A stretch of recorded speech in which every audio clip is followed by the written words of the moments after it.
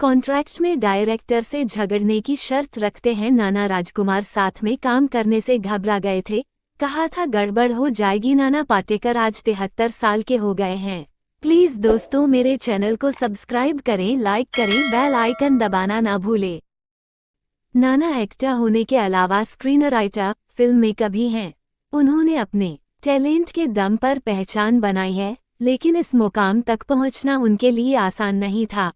13 की उम्र में शुरू किया काम। नाना पाटेकर का जन्म 1 जनवरी 1951 को महाराष्ट्र के रायगढ़ जिले के मुरुड जंजीरा गांव में हुआ। उनके पिता दिनकर पाटेकर पेशे से पेंटर थे और उनका बिजनेस भी था। नाना की मां संजनाबाई हाउसवाइफ थीं।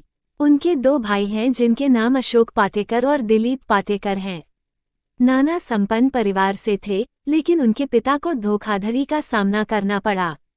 एक रिश्तेदार ने धोखे से उनकी पूरी संपत्ति और बिजनेस हड़प लिया। इससे परिवार की आर्थिक स्थिति कमजोर हो गई।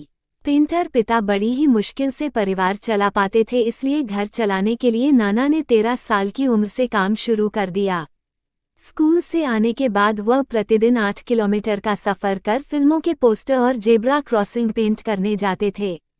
इसके लिए उन्हें हर महीने 35 रुपये और रोज एक वक्त का खाना मिलता था।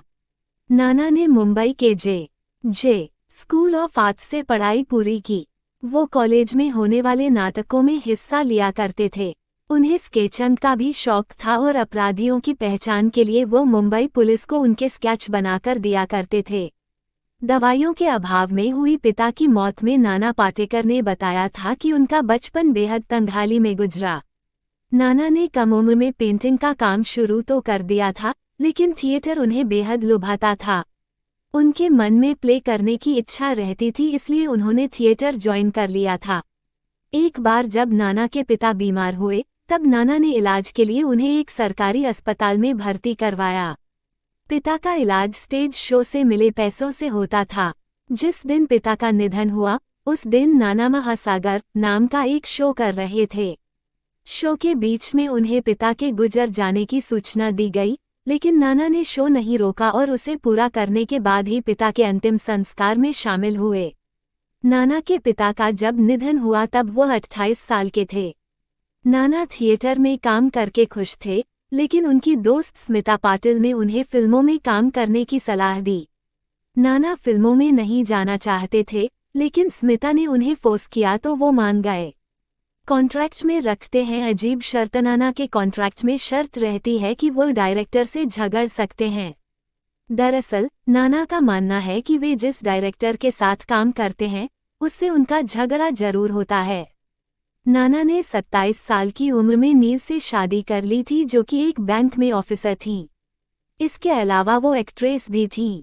नाना के मुताबिक, मैंने सोचा था कि शादी तो करनी नहीं, इसलिए थिएटर ज्वाइन कर लेते हैं। जब मैं कुछ पैसे कमा लूंगा और कोई लड़की मुझसे शादी करने को तैयार हो जाएगी, तब देखूंगा। बाद में मैंने नीलू से शादी की, जिससे मेरी पहली मुलाकात थिएटर में हुई थी। वो बहुत अच्छी एक्ट्रेस रही है और लिखती भी अच्छा है। नीलू एक बैंक में ऑफिसर थी और 2500 रुपये महीना कमाती थी।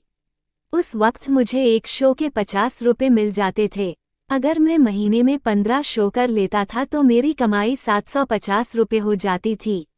यानी कि मेरी और नीलू की कमाई मिलाकर 3250 रुपये महीना होती थी, जो हमारे लिए काफ़ी थी। प्लीज़ दोस्तों मेरे चैनल को सब्सक्राइब करें, लाइक करें, बेल आइकन दबाना ना भूलें।